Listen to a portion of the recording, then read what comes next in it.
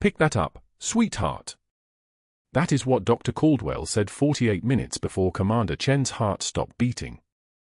The ICU at Cedar Creek Medical hums with machines that don't sleep. Ventilators wheeze their mechanical rhythm. Heart monitors beep in a steady 72-beat percussion that keeps time with the invisible clock ticking in Katie Morrison's chest. The fluorescent lights overhead cast everything in that particular shade of white that makes 0230 hours feel like it exists outside of time itself. She's been awake for 18 hours. Double shift again. The third one this week. Katie moves through the ward like someone who knows exactly where she's going and precisely how long it will take to get there. Her scrubs are pressed. Her shoes are polished to a matte finish. Combat boots would be too obvious, so she wears regulation nursing clogs that she's broken in over 7 years of keeping her head down at Cedar Creek. The other nurses call her quiet. Professional. A little distant. None of them know that distance is survival. In bed 12, Commander Chen breathes the shallow breathing of a man whose body is still fighting a war it lost 3 weeks ago. Shrapnel from an IED in Jalabad sent him stateside with a fractured sternum, multiple rib fractures, and cardiac contusions that made every heartbeat a calculated risk. Katie reads his chart with the precision of someone who understands that vital signs are a language, a conversation between a body and the machines trying to keep it talking. His pressures are stable. 118/72.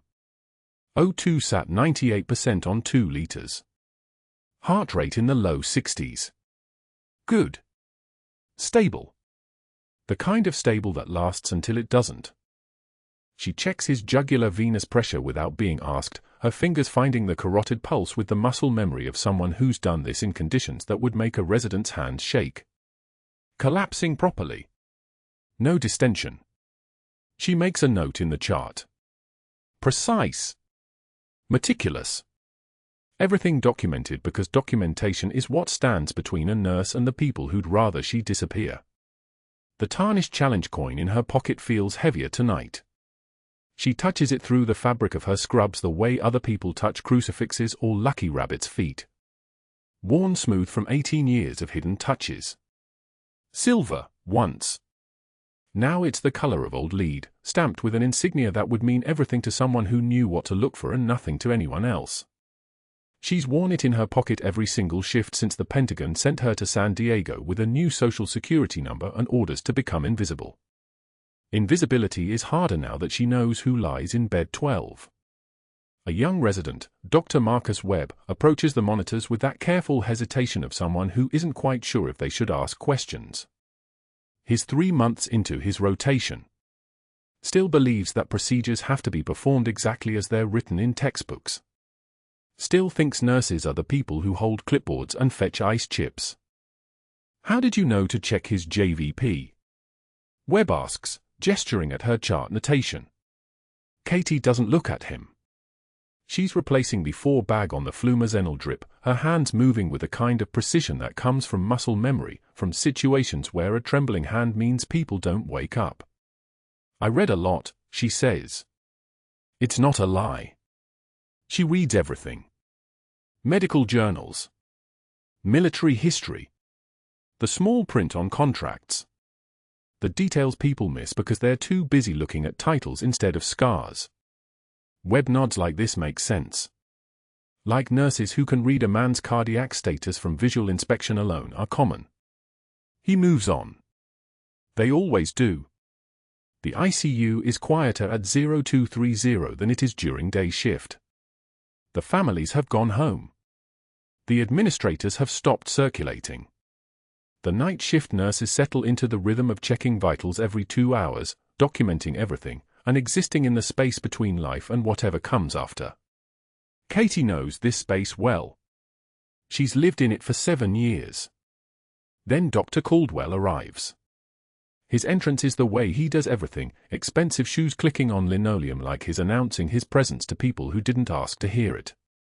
His coat is pressed. His shoes are Italian leather that costs more than Katie's monthly rent. He moves through the ICU like he owns it, which, in a way, he does. Dr. Lawrence Caldwell is Cedar Creek Medical's chief of surgery. His brother-in-law sits on the hospital board. His contract with the VA brings in $847,000 annually in billing for procedures that don't quite match the documentation. His network includes judges, administrators, and people with the kind of power that comes from knowing which hands to grease. He walks past Commander Chen's bed without stopping. Doesn't check the vitals. Doesn't read the chart. Just walks past like the man fighting for his life in that hospital bed is a piece of furniture being rearranged. But he sees Katie. His eyes settle on her the way a predator's eyes settle on prey, not with hunger, but with calculation. He's been looking at her for 3 months now, ever since she started asking questions about inventory discrepancies in the surgical supplies. Asking why the line items for specialized instruments don't match the actual equipment in storage. Asking why certain procedures are being billed at rates that make the math refuse to work. Just small questions. Just careful notation. But small questions can become big problems if they're asked by someone who knows how to read a ledger. Katie feels his attention like pressure changes before a storm. She keeps her head down. Doesn't make eye contact. Doesn't give him the satisfaction of knowing that she knows he's looking at her. This is how she survived 7 years, by being invisible, by being competent, by being exactly the kind of nurse that hospitals keep around but never promote, never recognize, never suspect of anything more than quiet competence. The next morning, Katie's working the day shift when it happens. The staff lounge smells like burnt coffee and the particular exhaustion that comes from working hospital hours. She's sitting in the corner, eating a lunch she brought from home, turkey sandwich, apple, black coffee, when Dr. Caldwell walks in with 2 of the newer residents trailing behind him like satellites orbiting a planet. He sees her immediately. His face arranges itself into the kind of smile that doesn't reach his eyes. "You know what," he says to the residents, but he's looking at Katie. "I'll make a bet with you both. I give this one," he gestures toward Katie with a tilt of his chin, 1 week. 7 days. She'll crack under the pressure and quit. I can tell just by looking at her. That quiet type. Can't handle the real work. The residents laugh nervously. They're still at the age where they don't understand that cruelty from authority figures is supposed to make you uncomfortable, that the discomfort is the point. Katie takes a bite of her sandwich. Chews. Swallows. Continues eating like Dr. Caldwell just made a comment about the weather instead of a public declaration that he wants her gone. But she hears it. Every word. And she catalogues it, not with emotion, but with the same precision she uses to catalogue vital signs. Information. Data. Things that might be useful later. She has exactly 1 week to give him the satisfaction he's looking for, which means she has exactly 1 week before she needs to decide whether invisibility is worth it anymore. The cafeteria happens at lunch. Katie's in line, tray, vegetable soup, bread roll, the kind of meal that doesn't require a lot of chewing because she's going back to the ICU in exactly 32 minutes. The line moves with the slow shuffle of hospital workers who are too tired to move faster. She's thinking about Commander Chen's most recent labs, about the slight elevation in troponin levels that probably doesn't mean anything but needs to be monitored anyway. Dr. Caldwell is behind her. She doesn't notice until she hears his voice, smooth and casual, speaking to someone near him about quarterly budgets and contracted vendors. He's loud enough for her to hear. Loud enough for several people in the line to hear. The words are arranged like a performance, like he's setting a stage. He reaches for a juice bottle from the cooler next to her. His arm moves like it's accidental. His tray tilts. Physics takes over. Her tray, balanced carefully on her palm with the muscle memory of someone who's carried things across minefields and through disaster zones, tips. The soup spills. The roll scatters. The tray hits the tile floor with a clatter that makes everyone in the cafeteria turn to look. "Oh, sorry," Dr. Caldwell says, his voice dripping with false concern. "Didn't see you there." Katie stands perfectly still. She doesn't look at him. She doesn't look at the other nurses staring at her. She doesn't look at the residents trying to figure out if they should help or pretend this isn't happening. Her hands don't tremble. Her face doesn't flush. She bends down and starts picking up the mess, the roll, the tray, the scattered vegetables. She's on her knees in front of 30 people. And she doesn't look up. You know, Dr. Caldwell says, and he's talking to everyone now, not just her. That's the kind of composure we need in this hospital. Grace under pressure. The cruelty is exquisite because it's dressed up in a compliment. Because he's positioned his humiliation of her as a lesson in professionalism. Because he's making sure that anyone watching will see a nurse who can't even keep her tray balanced instead of a woman who just absorbed a public insult without so much as a changed breath. Katie finishes cleaning. She stands up. The tray is gone. The soup is gone. She's going to be hungry until her next break. She walks back to the ICU without eating anything else. But that's not the worst part. The worst part comes at 1,430 hours when she's reviewing the ICU patient assignments for the evening shift. She's been assigned to bed 12 again. The critical patient. The one that's been deteriorating slowly but unmistakably over the past 3 days. Stable pressures. Good oxygenation.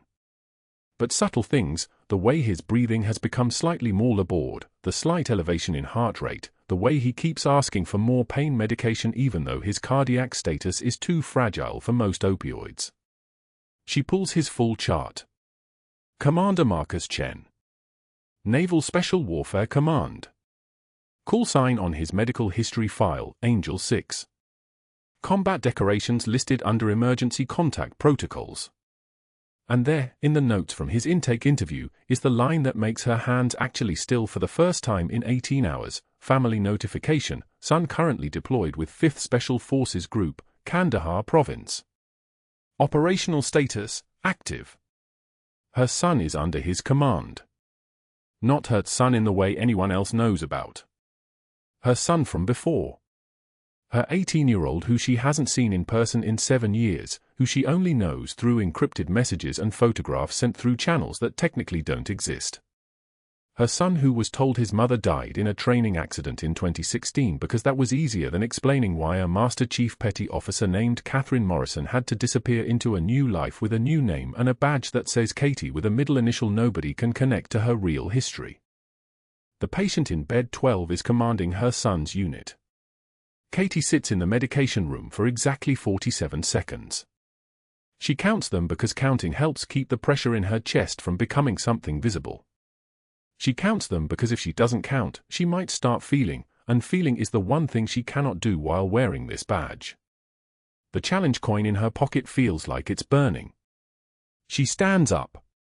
She checks her reflection in the medication cabinet's metal door. Her face is steady. Her eyes are clear. Nobody looking at her would see anything except a professional nurse about to go back to work.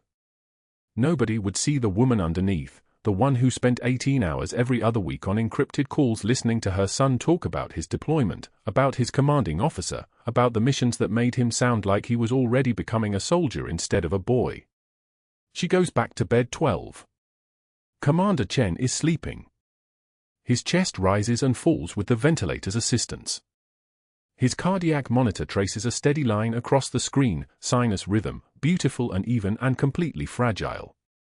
Katie adjusts his for fluids. She checks his oxygen saturation. She reviews his most recent lab work, the slight troponin elevation that could be nothing or could be the beginning of everything falling apart.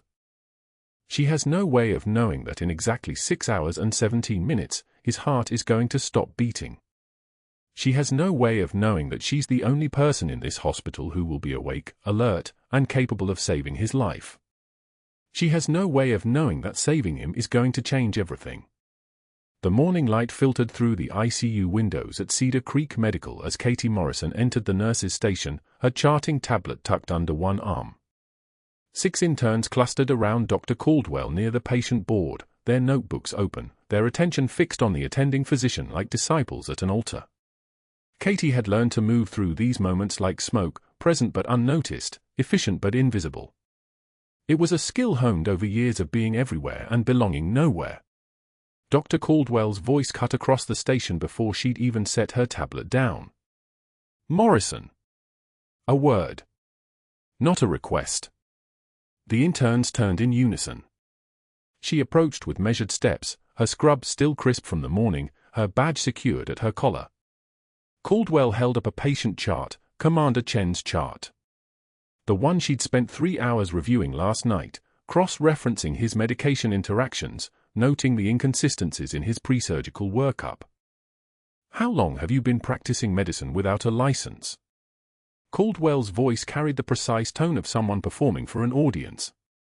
These assessments are beyond your scope. Are you unclear about what nurses are allowed to do? He gestured broadly to the interns, his tailored white coat catching the fluorescent light like a sail catching wind. The man wore confidence-like armor, 7-figure net worth, a brother-in-law on the hospital board, and contracts with 3 insurance companies that funneled referrals exclusively through his surgical suite. Katie's hands remained steady. She did not look down. Did not flush. Did not apologize. Her jaw tightened, barely perceptible, a tremor of restraint rather than fear, and she met his eyes without blinking.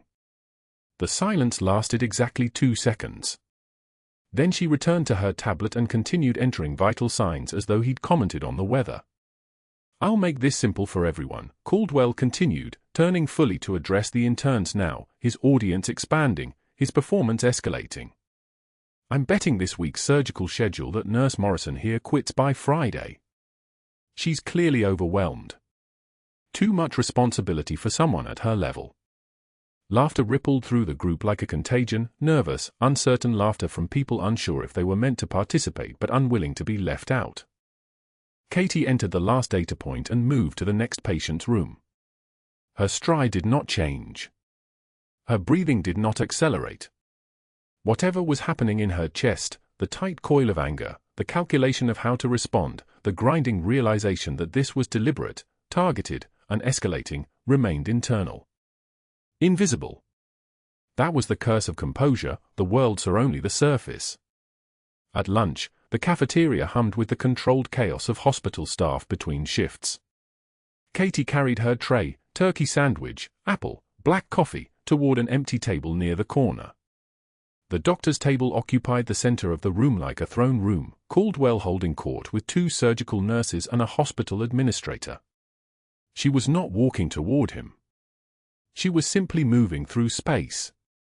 But as she passed, Caldwell shifted his chair, his elbow extending into her path with the precision of someone who'd executed this maneuver before. Her tray hit the floor. The crash of ceramic and scattered food drew every eye in the cafeteria. The turkey sandwich slid across the tile like it was fleeing the scene. Coffee pooled and spread. Caldwell turned to her with a smile, the kind of smile that predators wear before they feed, and said loudly enough for nearby tables to hear, "Clumsy girl." Katie knelt immediately. Her movements were fluid, economical. She gathered the broken pieces of the tray with her bare hands, stacking the ceramic fragments in a neat pile, wiping the spilled coffee with napkins from her pocket. No one came to help. No one offered. The silence of the room was a living thing, pressing down against her shoulders, testing her composure like a weight on a loaded barbell. Her jaw clenched hard enough that her teeth ached. She stood, disposed of the mess in the bin, and left the cafeteria without eating. The afternoon brought more. At 3:15, during afternoon rounds, Caldwell reviewed a patient chart, not Commander Chen's this time, but one of her other patients, a 74-year-old woman recovering from a hip replacement. Katie had detailed her post-operative pain levels, her medication response, her ambulation progress. The notes were thorough. The notes were clinical. The notes showed a nurse doing her job with precision. Caldwell called her into a crowded hallway consultation. Medical students clustered around. A resident stood with a laptop. The attending physician held the chart like a prosecutor holding evidence. "Pick that up." He dropped the chart at her feet, the pages scattering across the tile floor. "And next time, don't waste my time with your nursing school observations about my patient." The words hung in the air.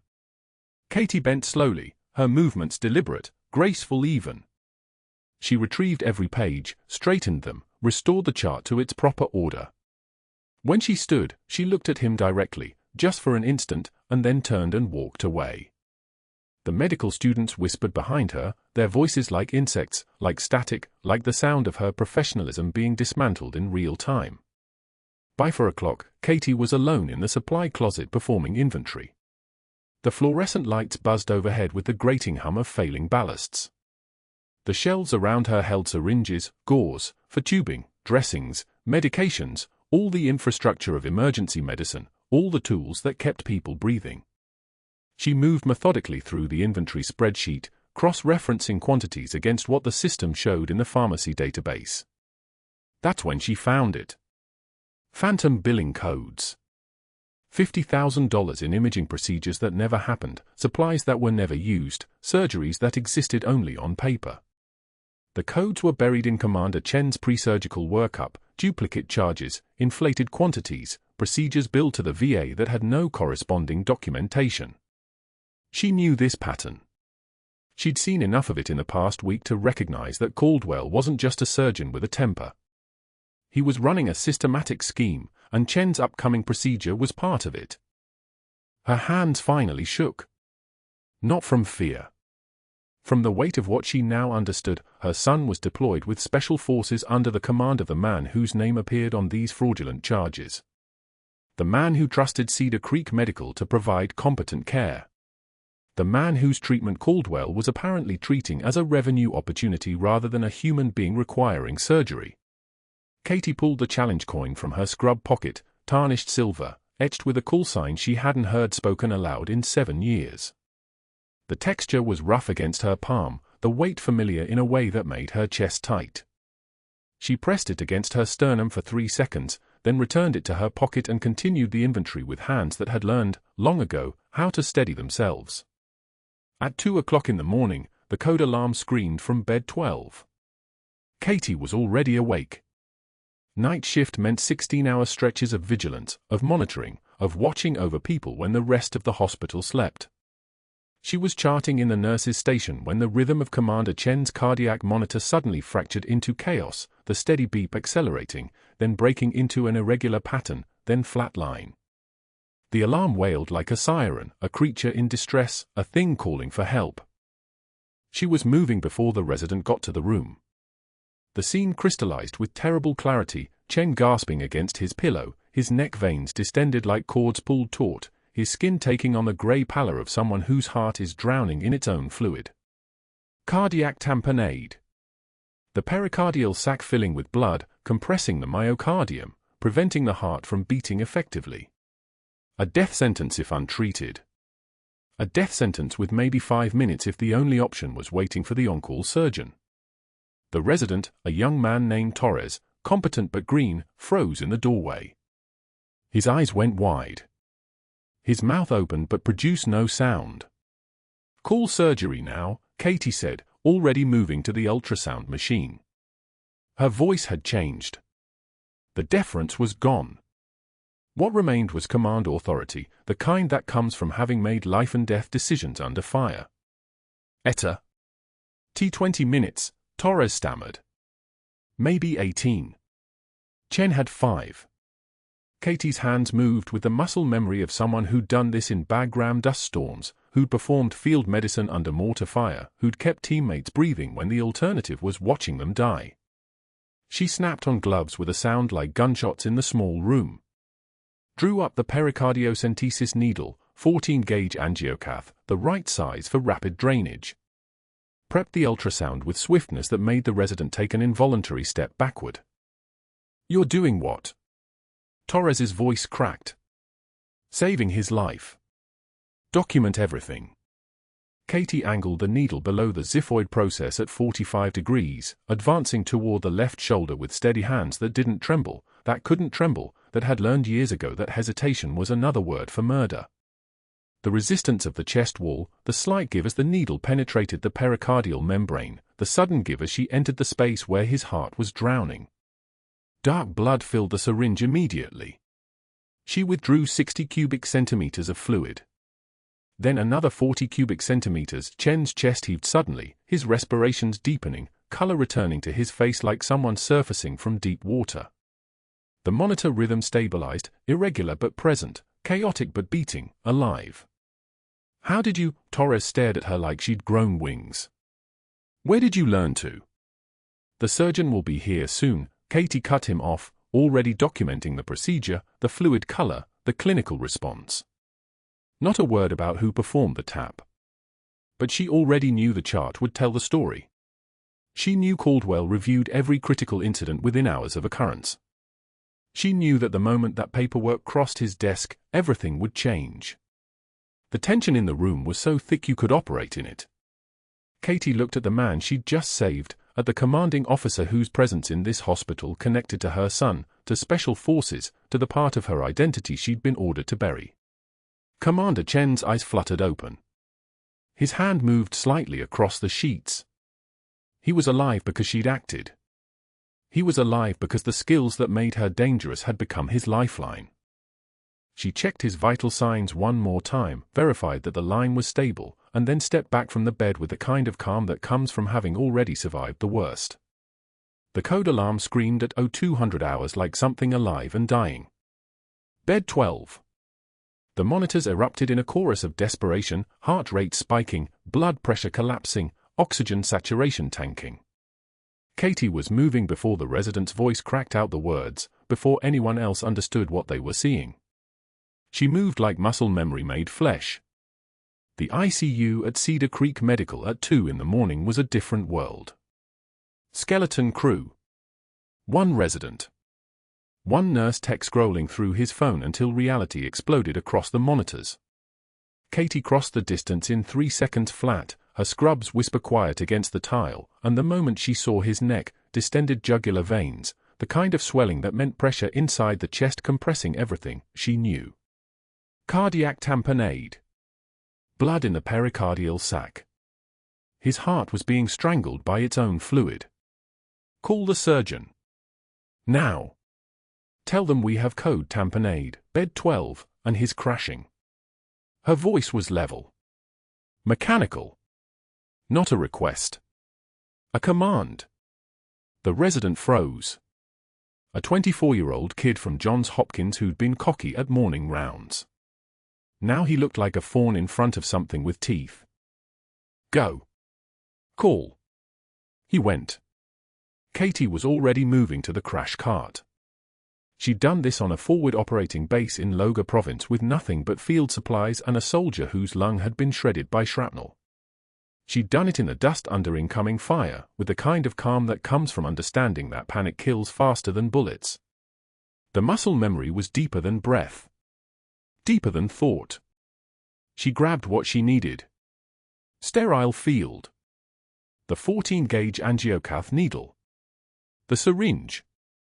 The skill set that the Pentagon had trained into her bones across 18 months and 3 continents, the hands that had kept operators alive when there was nothing but improvisation between them and the dark. Those hands moved on their own. I need you to hold pressure here. She was talking to the nurse tech now, who'd finally stopped scrolling. Left hand. Don't move. Ever. She didn't wait for confirmation. She palpated the angle of his ribs, found the 5th intercostal space, the midclavicular line, the spot where the needle had to go, where the fluid was drowning his heart 1 beat at a time. Her hands were steady as a surgical laser. No tremor. No hesitation. Just precision measured in millimeters. The needle went in. The angle was perfect. And then, the hiss of air escaping as negative pressure released, the sound of his heart remembering how to beat freely. The syringe filled with dark blood that had no business being inside the pericardial sac, and with each milliliter she withdrew, his blood pressure climbed. 70/40 and crashing became 78/50. Became 85/55. Became something that wasn't death.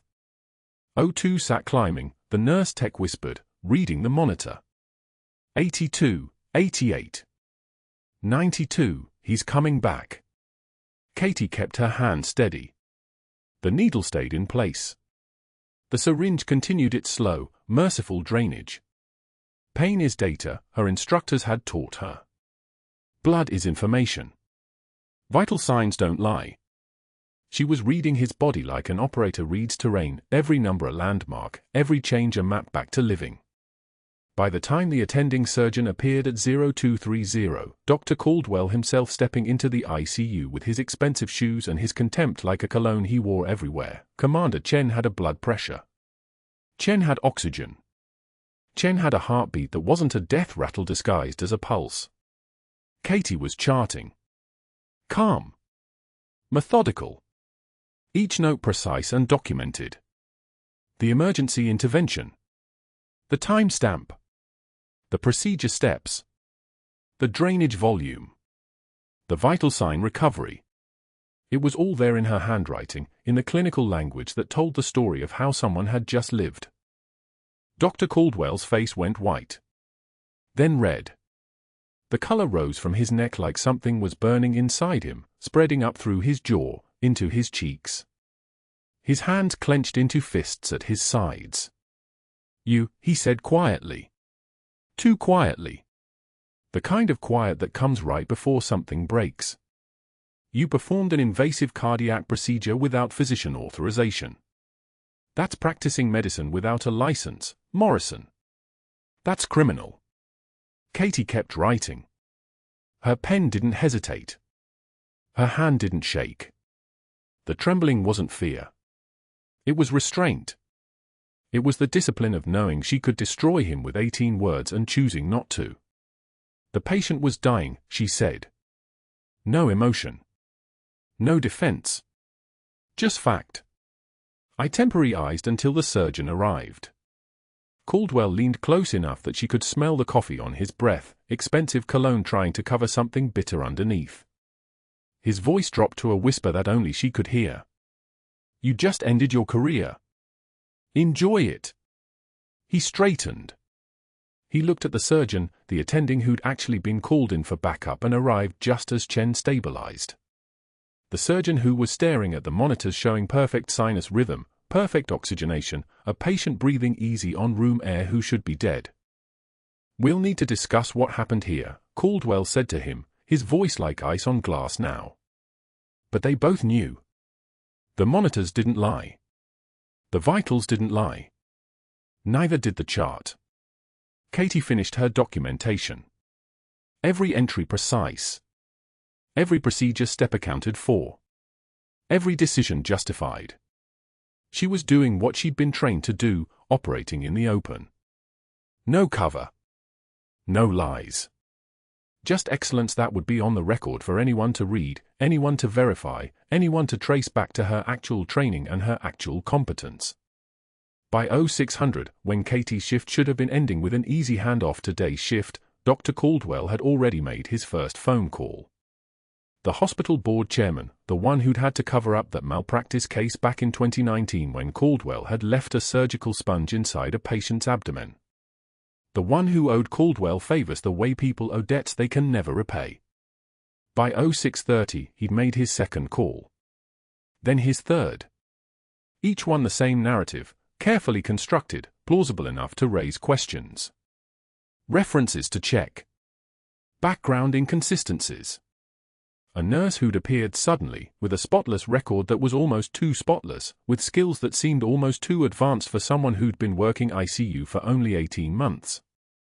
Wasn't that suspicious? Didn't that seem like maybe someone should verify her credentials more carefully? By 0800, the hospital had convened a staff meeting in the break room. Katie stood in the back, still in her scrubs, still wearing the tarnished challenge coin on its chain beneath the fabric where nobody could see it. A reminder. An anchor. A piece of the person she'd been ordered to bury. Caldwell stood at the front of the room like he owned it. Like he owned Cedar Creek Medical and everyone in it. His voice was smooth, practiced, the voice of someone who'd spent years making people believe whatever he wanted them to believe. "We have a serious incident under investigation," he announced. "Unauthorized procedures. Potential credential fraud. Until this matter is resolved, the individual involved is restricted from patient care pending a complete review." He didn't say her name. He didn't have to. Every eye in the room found her instantly. Katie's face showed nothing. Stone. Ice. The composure of someone who'd been trained by the United States military to stand still while people lied about her, to breathe through the moment while her career burned. The next words out of his mouth changed everything, though she wouldn't realize it until later. "We've initiated an external investigation through a credentialing firm that specializes in fraud cases. They'll be examining her entire file." By noon, 2 investigators were sitting in a small office on the 3rd floor with Katie's personnel file spread across a desk, making phone calls to schools she'd attended. Schools with records under her operational name, not the civilian identity she'd been ordered to assume. Schools that would verify her nursing degree, her credentials, her competence, but with gaps. Inconsistencies. A trail that led nowhere because it was designed to lead nowhere, designed to scatter like smoke whenever anyone tried to follow it back to the truth. By 1400 hours, security arrived with a cardboard box. Professional. Polite. Following procedure. Katie's locker was emptied, the spare scrubs, the hand lotion, the photographs of her son that she kept taped to the inside of the door. Her badge was deactivated with a soft electronic chirp that sounded like a door closing. Like a life ending. She walked out through the main lobby of Cedar Creek Medical at 1417 hours on a Tuesday afternoon while staff watched. Some with sympathy. Some with confusion. Some with the kind of careful distance people keep from anything contagious. The cardboard box was light in her hands. She'd left almost nothing behind. Master Chief Petty Officers travel light. They always have an exit strategy. Caldwell watched from his office window on the 4th floor, arms crossed, smile like a wolf showing its teeth. He'd done it. He'd removed the threat. He'd erased her from Cedar Creek Medical the same way she'd been erased from everything else. But that wasn't the worst part. In her car in the parking lot, sitting in the driver's seat with the cardboard box on the passenger seat, Katie's hand found the challenge coin. Tarnished silver, old as her military service, stamped with the insignia of a unit that officially didn't exist. She pressed it into her palm hard enough to leave an impression. Hard enough to remember. She'd been ordered to disappear. She'd done it.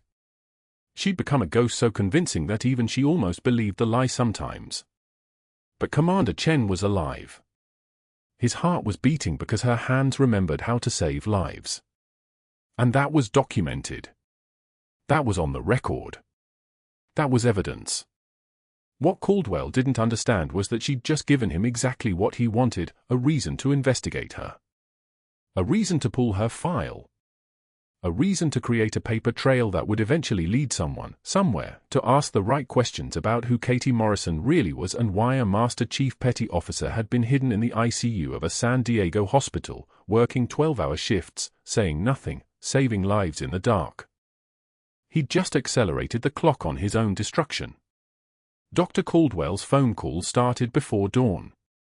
By 0600 hours, while Katie was still in the ICU documenting the pericardiocentesis in Commander Chen's chart with clinical precision, Caldwell was on the line with Marcus Hayworth, chairman of Cedar Creek Medical's board. Hayworth owed him. 2 years ago, when the board had questioned Caldwell's billing practices on a routine audit, Caldwell had provided medical testimony that steered a malpractice case away from the hospital entirely. A favor like that doesn't get forgotten. It gets collected. "Marcus, we have a serious problem." Caldwell's voice carried the practiced concern of a man who'd learned to weaponize reasonableness. "One of our nurses performed an unauthorized invasive procedure last night. Cardiac intervention.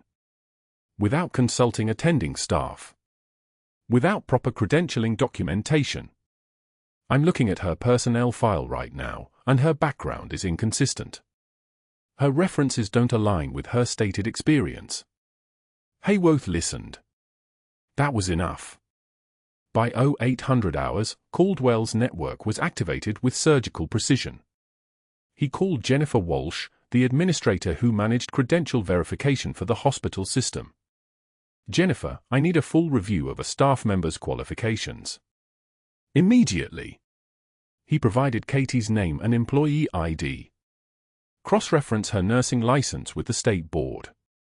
Check her previous employers. Her training certifications. I'm seeing gaps. There were no gaps. Katie's credentials were spotless because they had to be spotless. But gaps could be created. They could be implied. The right questions asked in the right way could plant seeds of doubt that took root and grew into something that looked like truth. By 0900 hours, Caldwell was calling Katie's 3 references, fabricated names and phone numbers he'd found in her application file.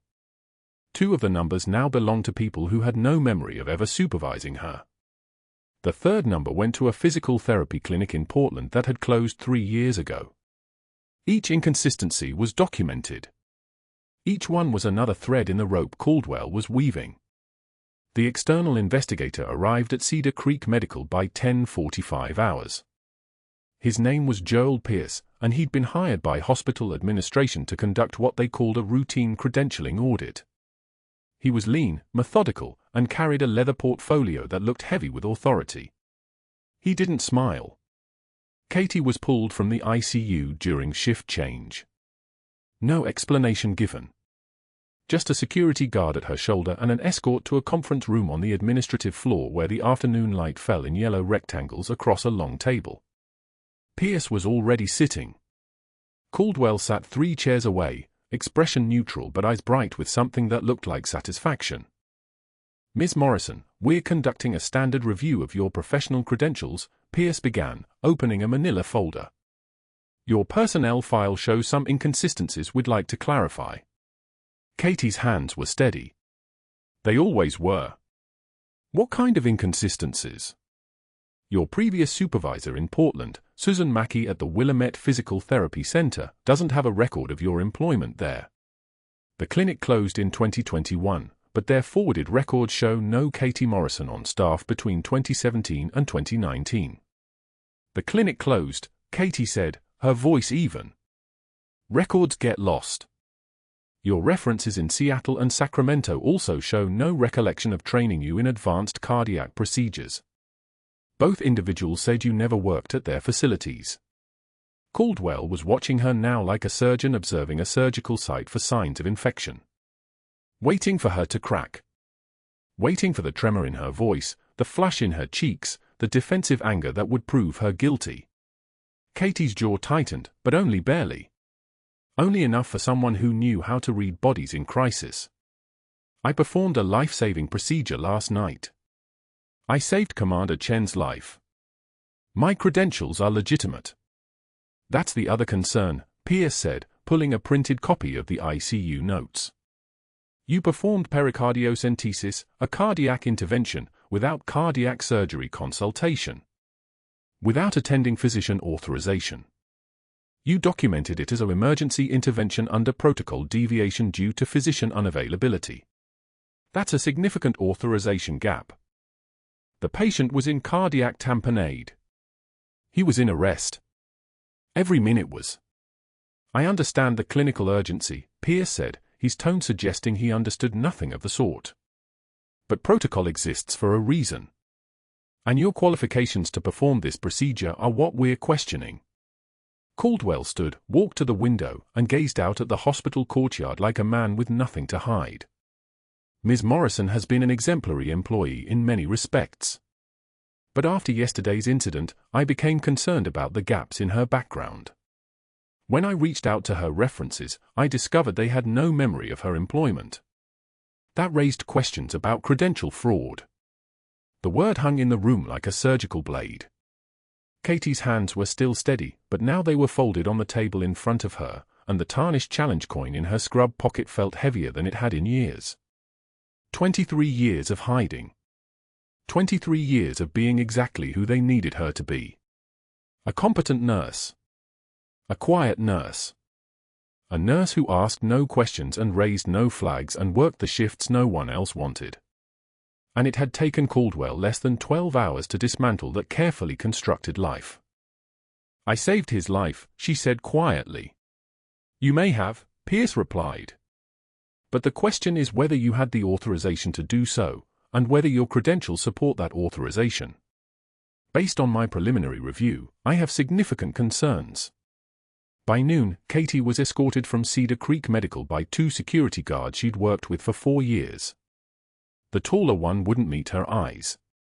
Her badge was deactivated at the security desk. The electronic lock on the ICU doors would no longer recognize it.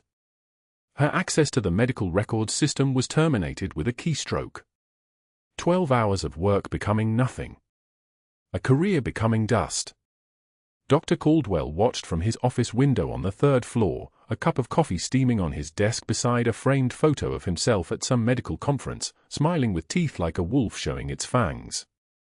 He watched until Katie's car pulled out of the parking lot, and then he smiled and returned to his desk. The Midnight Star Diner sat on the outskirts of San Diego, the kind of place that existed in the gaps between highways, where the fluorescent lights had been humming since 1987 and the vinyl booths were cracked like old leather. The kind of place where nobody asked questions. It was 0300 hours when Katie pushed through the glass door, the hinges creaking like an old ship settling into dry dock. She sat in a booth by the window, her work scrub still damp from the ICU, the smell of antiseptic and blood clinging to the fabric like a second skin. The waitress, a woman in her 60s with tired eyes and a name tag that read Diane, brought coffee without being asked. That was the kind of place the Midnight Star was. They knew what people needed. Katie stared at her reflection in the dark window. The lights inside the diner made her visible, but outside was nothing but darkness and the faint outline of palm trees bending in the pre-dawn wind. She looked like a ghost. Like someone who'd already disappeared but was still moving, still existing in the space between life and erasure. The coffee grew cold in front of her. She didn't drink it. Her hands were folded on the table, and between her thumb and forefinger, she turned the tarnished challenge coin like a rosary bead. Military brass, stamped with the insignia of Naval Special Warfare Command. On the reverse side, initials scratched into the metal by a friend's pocket knife during a mission debrief in 2009. P6. Phantom 6. Her son was on deployment with Chen's command. That was the leverage Caldwell didn't know he'd used. That was the reason Katie had gone in without hesitation when the monitor flatlined. Not because she was a hero. Because she was a mother.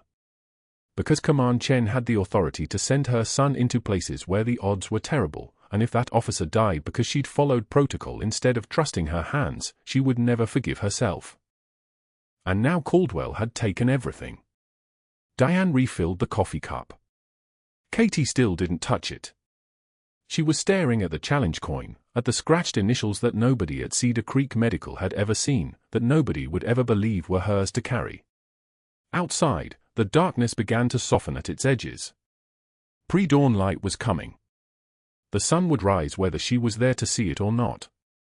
It was the kind of thought that came at 0300 hours, after everything had been taken, when the world had shrunk down to a booth in a diner and a woman who'd survived Bagram and Black Ops and interrogations that still woke her at night, but couldn't survive this. Couldn't survive being erased again. Not while her son was out there depending on men like Commander Chen. The diner hummed with the sound of the ancient refrigerator behind the counter. A car passed outside, its headlights briefly illuminating the booth, then darkness again. Katie turned the challenge coin one more time, watching the initials catch the neon glow from the diner sign. Diane placed a piece of pie on the table without asking. Coconut cream, the slice generous. You need to eat something, honey, she said, and Katie didn't correct her, didn't say she wasn't hungry, didn't say that eating felt like giving up on the possibility that this was still a dream she could wake from. But she was awake. And the challenge coin was real.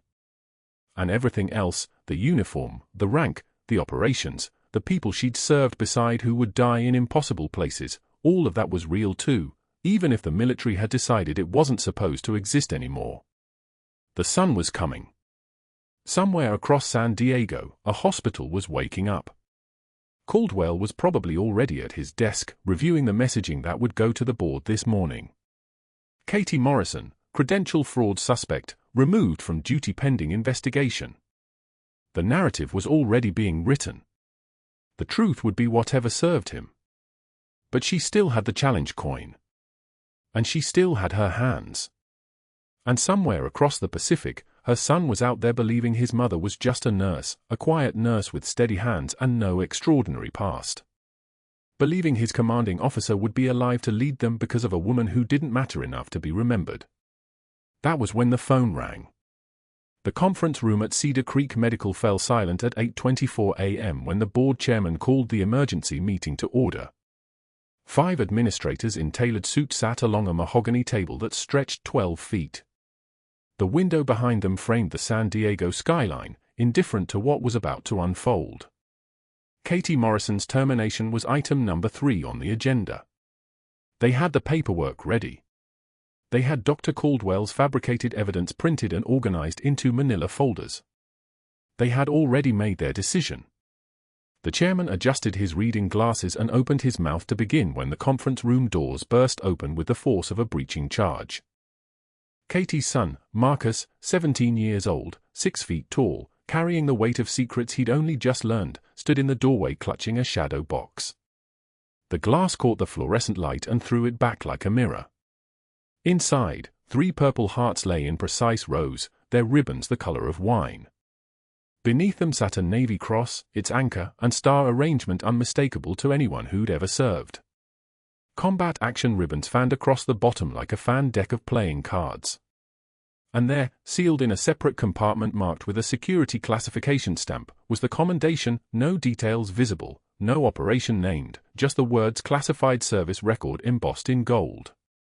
"Mom, they need to see these," Marcus said, his voice cracking but steady. "I don't care what you were ordered to do. This is wrong. This is so wrong." The room went silent.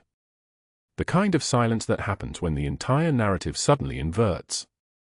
The chairman's hand froze above the termination document. The board members exchanged glances. No one moved. Not yet. Then the conference room doors opened again, slower this time, with the deliberate precision of someone who'd learned to enter rooms the way a general enters a battlefield.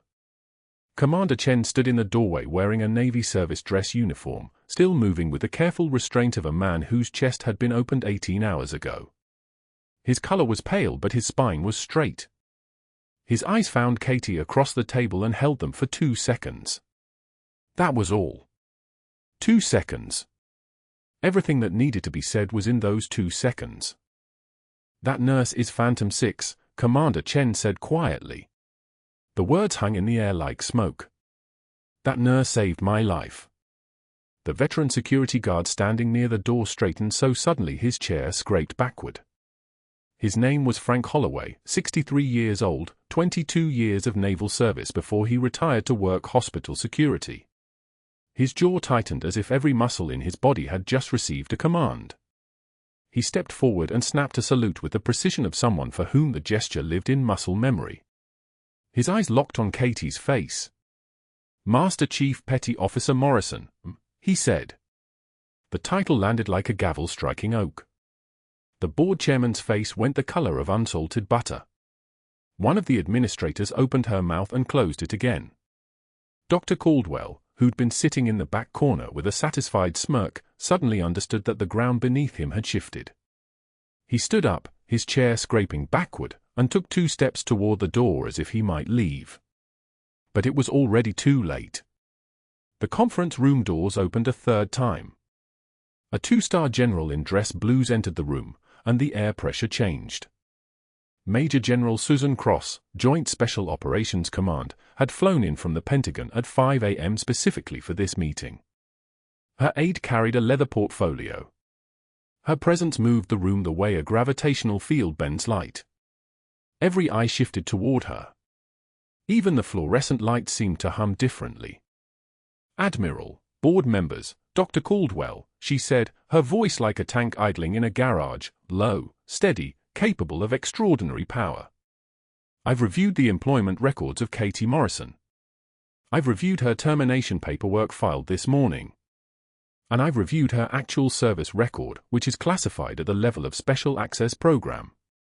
I'm going to read some of it aloud, because the public record is no longer sealed." She opened the portfolio and withdrew a single page, its header marked with classification stamps. "Bronze Star," she read. The room held its breath. "Favela under fire, Kandahar Province, 2014. She paused. "Let it settle." Silver Star. For exceptional courage, Helmand Province, 2015. Another pause. 2 Purple Hearts. 1 for a fragmentation wound sustained while conducting medical evacuation under enemy fire. 1 for a traumatic brain injury sustained during the operation I'm about to describe. She turned the page with the slowness of her executioner. And a Navy Cross. For extraordinary heroism in combat, Bagram Airfield, 2016. Dr. Caldwell had gone the color of ash. His hands trembled. This was the moment when his competence finally cracked. This was the moment when the carefully constructed web of favors and manipulations and calculated cruelty realized it had been built on sand. Master Chief Morrison, the general continued, led a rescue operation that extracted 17 American operatives from a black site detention facility in Cuna Province. 17. The operation lasted 4 hours and 12 minutes. 3 of those minutes involved medical intervention under direct fire. Those 3 minutes saved the lives of 5 operators who would have died from their wounds before extraction was possible. The general looked directly at Katie. You performed emergency pericardiocentesis on an operator with penetrating thoracic trauma while rounds were impacting the structure around you. That operator now commands a task force of 847 personnel. He's alive because of your hands.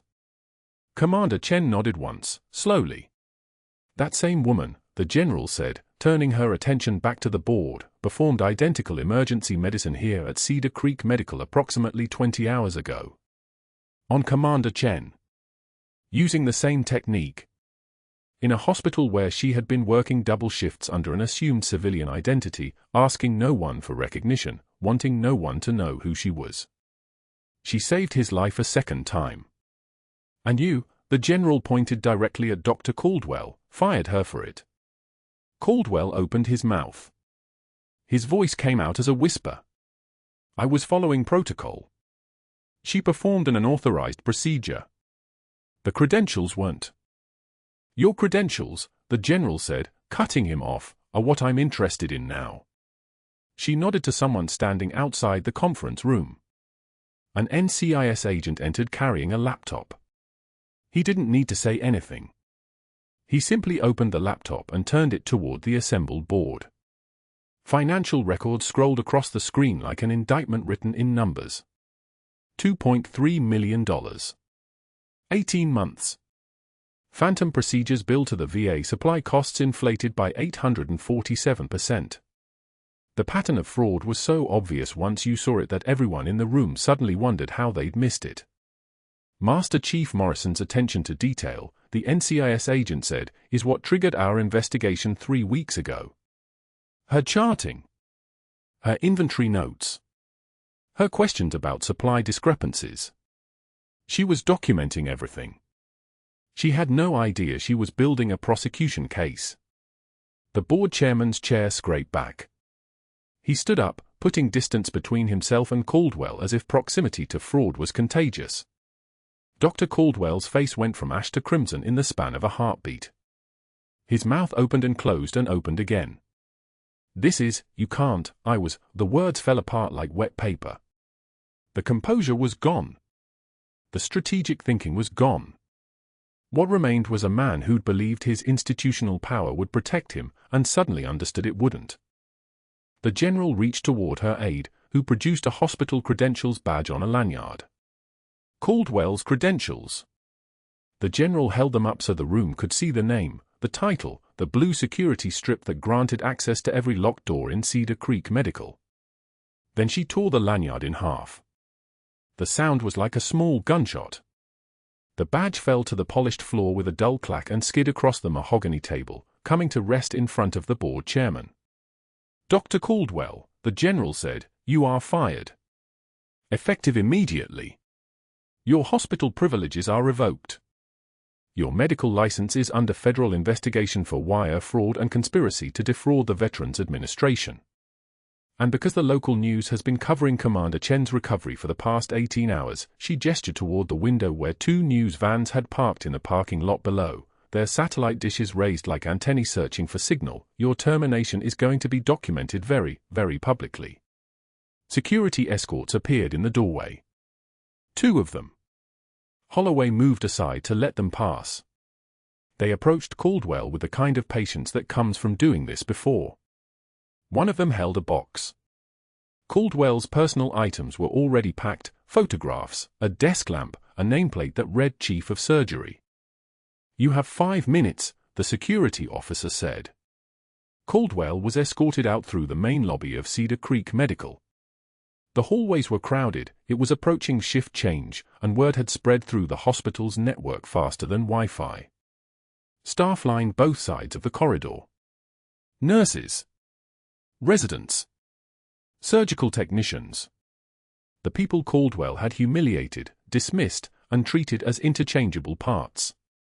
One of them, a nurse named Keisha who'd been working at Cedar Creek for 8 years, watched as a piece of paper fell from Caldwell's box of belongings. It drifted to the floor. "Pick that up, sweetheart," Keisha said, her voice carrying the exact tone of mockery that Caldwell had used 100 times before. Someone laughed. Then someone else. Phones came out. Video cameras. Social media. By the time Caldwell reached his car in the parking lot, footage was uploading to 5 different platforms. By noon, the video was viral. By evening, federal investigators had seized his financial records and his personal devices. By the next morning, his medical license was under formal review in California, Arizona, and Nevada. The NCIS investigation expanded to include other hospitals where he'd worked. The pattern of fraud was deeper than anyone initially suspected. Katie Morrison stood in the hospital entrance with Marcus beside her, both of them watching as federal agents loaded Caldwell into a vehicle. His hands were shaking. His face was the color of old paper. The air smelled like ozone and distant rain, like a storm system moving in from the ocean. "Mom," Marcus said quietly, "I'm sorry You were right to do it," Katie said. Her voice had changed. The careful deferential tone was gone. What remained was the voice of someone who'd commanded rooms, who'd made decisions under fire, who'd held people together when everything was falling apart. Some things stay buried long enough. It's time to let them breathe. 6 months later, Katie Morrison walked into Balboa Naval Hospital wearing a civilian consultant badge, her new title reading, Combat Medicine Specialist, Training Operations. Her office overlooked the San Diego harbor from the 3rd floor of the medical education building. Through the window, she could see the blue-gray expanse of the Pacific, dotted with naval vessels moving with the precision of chess pieces on a global board. On her desk sat the tarnished challenge coin, no longer hidden in her pocket, no longer a secret. It sat in a small acrylic stand where everyone who entered could see it. Young combat medics came through her door, paramedics, Navy corpsmen, Army medics preparing for their first deployments, and learned how to perform emergency procedures from someone who'd done them under fire. She taught them pericardiocentesis the way it had to be taught, not from textbooks, but from survival. Commander Chen had returned to active duty and sent his operators to train with her. Her son visited on weekends, no longer carrying the weight of a mother's buried identity. He was applying to medical school. The Navy had offered to restore Katie's rank and bring her back to active duty, but she'd declined. She was done hiding, but she was also done with the military's wars. This was her battlefield now. This was where she belonged. Dr. Caldwell taught CPR basics at a community college in Arizona for minimum wage. He lived in a studio apartment near a bus stop and rode the number 9 line to work 6 days a week. His medical license was permanently revoked. His pension was seized for restitution. The students in his CPR class didn't know who he was until one of them saw the viral video and recognized his face. They dropped the class. He taught to empty rooms now, certifying nobody, helping nobody, remembered by everyone who'd ever worked with him as the cautionary tale that reminded you what happens when you believe your title is thicker than your character.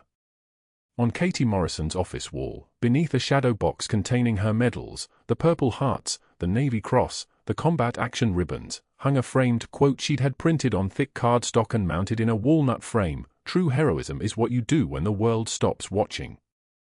The challenge coin sat on a shelf below it, catching the morning light that poured through the bay window, no longer a relic of someone she had to pretend she wasn't. It was a reminder that some things stay true even when everything else gets buried. A new class of combat medics filed into her classroom at 0900 hours. 10 of them, average age 24, the kind of focused intensity in their eyes that comes from understanding that the knowledge you're about to receive might be the difference between someone going home and someone not. Katie stood at the front of the room, her posture straight, her hand steady. "Today we're going to talk about cardiac tamponade," she said. "And specifically, emergency pericardiocentesis in austere environments. I'm going to teach you this procedure the way I learned it, the way that actually works when the civilian world stops applying and the world of survival kicks in." She picked up the demonstration model, a synthetic thorax with a silicone heart chamber pre-filled with fluid. "The needle insertion is here. Second intercostal space, mid-clavicular line. Your angle is 45 degrees, and you're listening for the pop. That's the needle penetrating the pericardium. That pop is your checkpoint. That's when you know you're in the right place." One of the medics, a young woman named Rivera, was taking furious notes. Her hands moved across the paper the way Katie's hands had moved across Commander Chen's chest at 0200 hours, the way they'd moved across a wounded operator's thorax in Cuna Province, the way they moved now, with the kind of precision that comes from understanding that your hands are the only thing standing between life and death. "Any questions?" Katie asked. Rivera raised her hand. "Master Chief, what was it like? The first time you did this under fire?" Katie paused. She set down the demonstration model. She looked at the young medic across the classroom, seeing in her face something she recognized, the hunger to know, the need to understand, the desire to be capable when everything falls apart. "It felt like everything else in the world stopped," Katie said. "Like time changed. Like there was only the patient, the procedure, and the blood.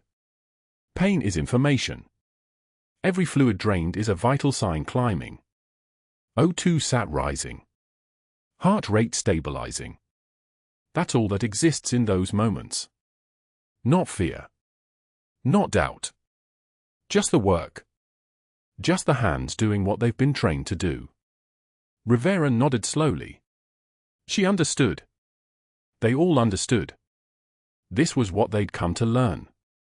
Katie Morrison continued her lesson as morning light filled the classroom, teaching the next generation of combat medics the difference between knowing something and surviving it. Outside, the San Diego harbor gleamed in the sunlight. Somewhere in that harbor, naval vessels were preparing for deployment. Somewhere on those vessels, medics would use the techniques she was teaching. Somewhere, lives would be saved because a quiet woman in an office overlooking the Pacific had chosen to stop hiding and start helping. The challenge coin on the shelf behind her caught the light again, gold and worn and true, catching the morning like a promise kept. If you've made it this far, you know what it means when someone's quiet. You know what it means when someone asks the right questions. You know what it means when someone's hands are steady in the dark. Subscribe for more stories about the heroes you walk past every day. The ones you underestimate. The ones who've already survived the worst. Like and comment if you've ever been wrong about someone. If you've ever misjudged someone's quiet as weakness.